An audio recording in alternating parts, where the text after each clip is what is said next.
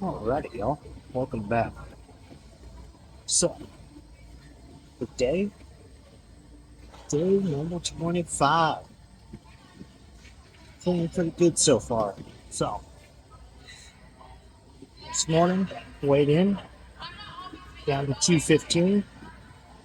So, we're almost back to that 214 half that we did last week before I kind of went off the rails with the diet on that crazy cheat meal.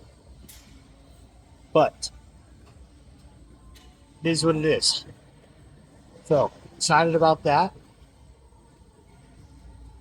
Then, energy levels still feeling pretty good. That's exciting. And, yesterday we had our shoulder day. Man, oh man, we made some progress there. Machine overhead press, quite a bit stronger on. Front raises, a little stronger on. So, not going to complain about that. And yesterday's pump was awesome. So, real good shoulder day.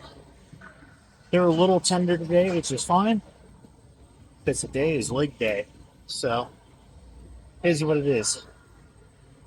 Leg day is technically used as a rest day. It's a rest for the upper body, but not a day out in the gym.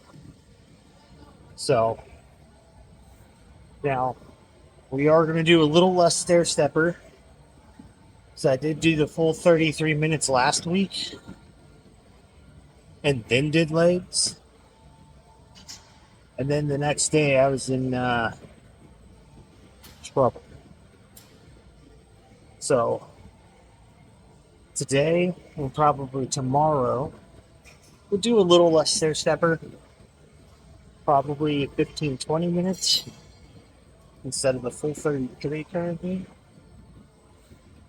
And we'll see how that works with the leg day, as if it's effective to do that, or if I should swap the stair stepper out for the treadmill to get in the full caloric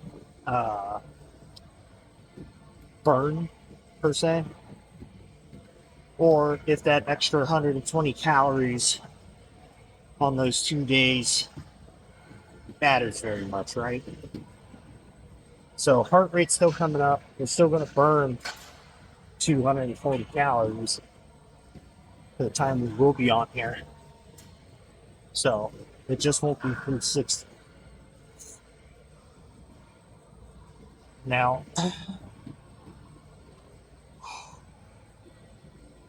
tell you what,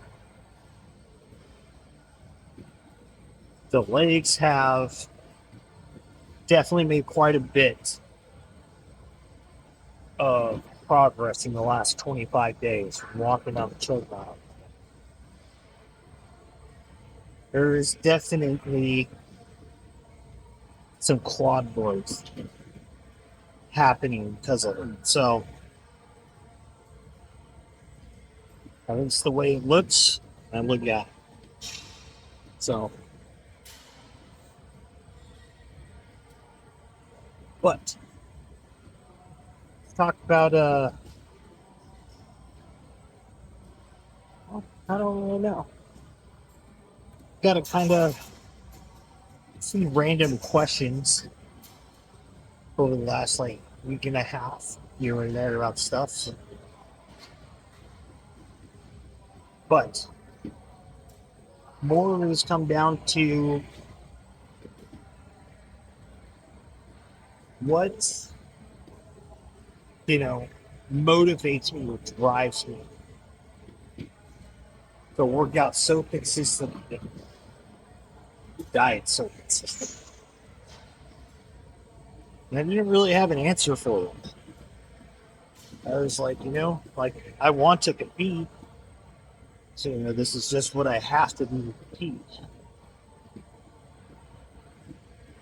And they're like, well, like, then why do you want to compete?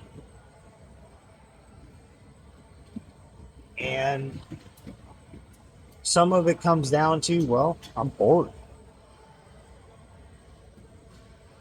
partially blind, I'm on disability. Most places won't hire me because I'm a insurance liability for the positions I'm applying for. So I have a lot of free time on my hands because of that.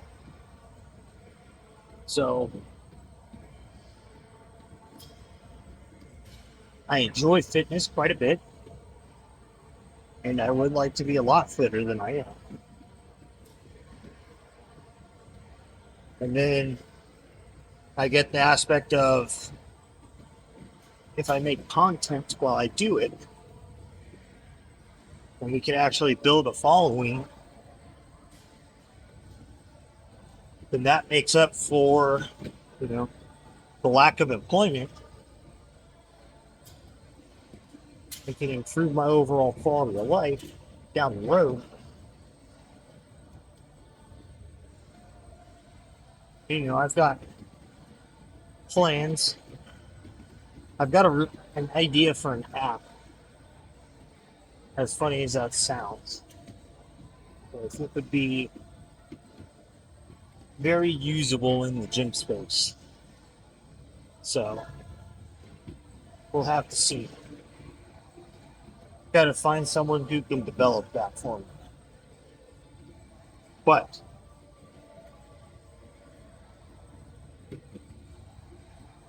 we we're gonna get there. So we'll see what happens. And I mean, it takes money to pay someone to develop. So if all of it kind of plans out, you know, we start getting some likes and some follows, some subs. You know, that could be something that is in the nearer future than the further future. But we're just kind of going along, you know. I'm kind of testing myself. Do I have that mental strength to do a contest prep? Well, we're going to find out. Do I have the genetics and the physical ability to possibly do well in this sport? I don't know. We're going to find out. 5'11" and a half. I'm definitely not the biggest guy by any means, but I'm trying to compete in men's physique. So in reality, I shouldn't be the biggest guy. But I am, at least from what I can tell, which isn't much. But from what other people have told me, I'm very wide. I have super broad shoulders, which gives me a genetic advantage there. Because the wider my shoulders are, the smaller the waist is. So bigger the V taper. So as long as I can grow the lats to fill in that Dorito space and not look like a T in an upside down triangle, the width makes a huge difference there. Right? So I am starting out with that. I have decent shoulders, but they definitely need work. Triceps, good. I have good tricep development. Shape. Biceps, they struggle. Short tendon lengths, so I have a large muscle belly. So I don't get that crazy huge peak yet. So I just don't have enough mass. That'll come in time. Definitely not for the first show. It's not going to change much in 4 months. But will definitely be growing. Then, biggest thing that we're going to have to work towards, see if we can actually accomplish, is the conditioning. I'm not worried about if I look a little small. Everything's not perfectly symmetrical yet for the ratios of like shoulder to arm and shoulder to lat, lat to pec, shoulder to pec. Like, the traps, the delts. Like, it'd be great if I could nail all that stuff on the first go, right? And I have no coach. I'm doing this on my own. I would say I'm knowledgeable, but it's not like I have vast knowledge about competition and what it takes to compete. So I've never done it.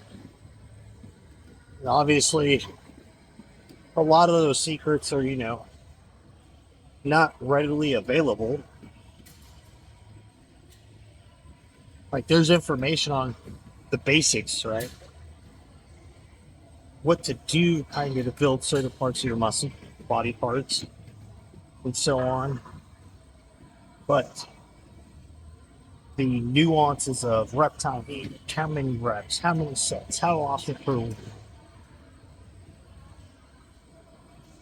and how it affects each body type, and all of that isn't really out there. That's information that high-end coaches keep because that's what makes them their money. So it's all a learning experience, and they have the experience already. But I think that's kind of more of the reason is I'm testing myself to see what I can do versus really having a reason to do it. Now, whether or not that's a good reason, I don't know. I could tell you I work a shit ton harder in the gym than 95% of the people in here. So, there's that. But that, we're going to go ahead and end this off here, guys. So, make sure you're out there working towards goals, getting your stuff done. Most of all, just don't be a lazy fuck.